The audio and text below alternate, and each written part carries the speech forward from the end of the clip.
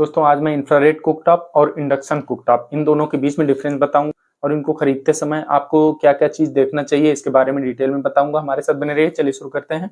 देखिए, जो infrared cooktop होता है उसको जनरल भाषा में लोग सारे बर्तन वाला इंडक्शन बोल देते हैं, लेकिन एक्चुअल में उसको इंफ्रारेड कुकटॉप बोलते हैं और दूसरे वाले को इंडक्शन कुकटॉप बोलते हैं। जो इंडक्शन कुकटॉप होता है उसमें वेव निकलती है, वो डायरेक्ट बर्तन को गर्म करती है। इंडक्शन कुकटॉप में जो ग्लास पैनल है वो गर्म नहीं होता है, लेकिन इंफ्रारेड कुकटॉप में वो काफी देर तक गर्म रहता है। इंडक्शन कुकटॉप में क्या है, कोई भी चीज आप रखेंगे बहुत तेजी से टेम्परेचर लगता है, क्योंकि उसमें किसी तरह का टेम्परेचर लॉस नहीं होता है। इंडक्शन कुकटॉप में जो टेम्परेचर होता है वो डायरेक्ट बर्तन में लगता है और वो बहुत तेज लगता है, बहुत हाई लगता है। इसीलिए खाना या पानी जो भी गर्म होता है या पकता है वो बहुत तेजी से पकता है। लेकिन इंफ्रारेड कुकटॉप में क्या होता है, टेम्परेचर बाहर निकलता है, उतनी तेज आंच नहीं लगता है वो, इसीलिए खाना वगैरह या पानी वगैरह गर्म होने में पकने में थोड़ा टाइम लेता है इंफ्रारेड कुकटॉप में। आप जब दुकान पे जाते हैं तो इसको खरीदते समय आपको क्या चीज ध्यान देना है। देखिए, जो इंडक्शन कुकटॉप होता है उसकी जितनी भी कंपनियां टोटल वो 1 ही साल वारंटी देती हैं। इंफ्रारेड कुकटॉप में क्या होता है, कई सारी कंपनियां 2 साल वारंटी देती हैं और कई सारी कंपनियां 1 साल वारंटी देती हैं। तो आपको ये ध्यान रखना है कि 2 साल वारंटी वाला ही लेना है।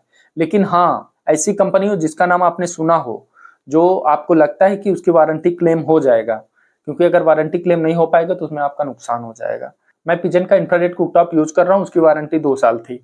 अभी उसको 2.5 साल हो गया यूज करते हुए मुझे, लेकिन वो जब 2 साल होने वाला था 1-1.5 महीने पहले उसमें का कॉइल और बटन का पैनल खराब हो गया था, तो वारंटी पीरियड में था तो मैंने बनवा लिया, मेरा कोई पैसा नहीं लगा। इसीलिए मैं कह रहा हूँ कि 2 साल से कम वारंटी का मत लेना। और मैं आपको बता दूं, जैसे आप बड़ी कंपनियों में जाएंगे तो उनका रेट आपको 4,500 5,000 इस तरीके से मिलेगा इंफ्रारेड कुकटॉप, लेकिन छोटी कंपनियों क्या है, आपको 2,500 2,200 3,000 इस रेंज में मिल जाएगा। बर्तन की बात करें तो इंडक्शन कुकटॉप में स्टील और लोहे का बर्तन ही चढ़ता है, लेकिन इंफ्रारेड कुकटॉप में आप किसी चीज का बर्तन चढ़ा दो, लोहा, चांदी, तांबा, पीतल, कांच, सिरेमिक, कोई भी बर्तन सब चढ़ जाता है।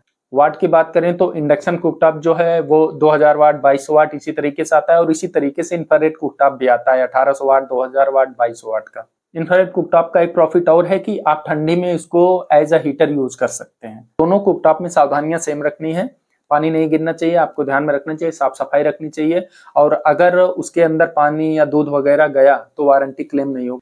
और एक चीज और आपको ध्यान रखना है, जब भी चाहे वो इंडक्शन कुकटॉप हो आपके पास या इंफ्रारेड कुकटॉप हो, जब आप खाना बनाना बंद करते हैं उसको इंडक्शन में जो पावर ऑन ऑफ की बटन होती है वहां से ऑफ करते हैं, उसके बाद तुरंत ही आपको ऊपर से ऑफ नहीं करना है, पावर प्लग से ऑफ नहीं करना है, वहां से चलते रहने देना है, क्योंकि इसमें जो फैन लगा होता है वो लगातार चलता रहता है दोनों कुकटॉप में, चाहे इंडक्शन हो चाहे इंफ्रारेड, वो कूलिंग करता रहता है उसको।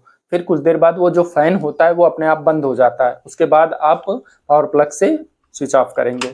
और आपको हमेशा पावर प्लग का ही यूज करना है इन कुकटॉप को चलाने के लिए। जो गर्म बर्तन है वो कुकटॉप के बटन वाले पैनल पर नहीं जाना चाहिए। जहां भी आप इन कुकटॉप को रख रहे हैं वहां प्रॉपर स्पेस होना चाहिए, जिससे कि इसकी गर्मी आसानी से निकल सके, नहीं तो हाथ से होने की संभावना बनी रहेगी। इनके बनावट की बात कर लें तो बनावट दोनों का लगभग सेम होता है, साइज हल्का फुल्का ऊपर नीचे हो सकता है अलग अलग कंपनी के बनावट के हिसाब से। बस इतना ही था। चलते चलते एक बार फिर आपको याद दिलाना चाहूंगा कि आप इंडक्शन कुकटॉप और इंफ्रारेड कुकटॉप में कंफ्यूज मत होइए, आपकी जो इच्छा करे वो ले लीजिए। रही बात इंफ्रारेड कुकटॉप की कि उसमें टेम्परेचर बाहर आता है, उससे आपको दिक्कत नहीं होगा, क्योंकि आप किचन में बार बार नहीं जाने वाले हैं। तो बस दोस्तों, फिर मिलते हैं एक नए वीडियो के साथ, तब तक के लिए जय हिंद, बाय, टेक केयर।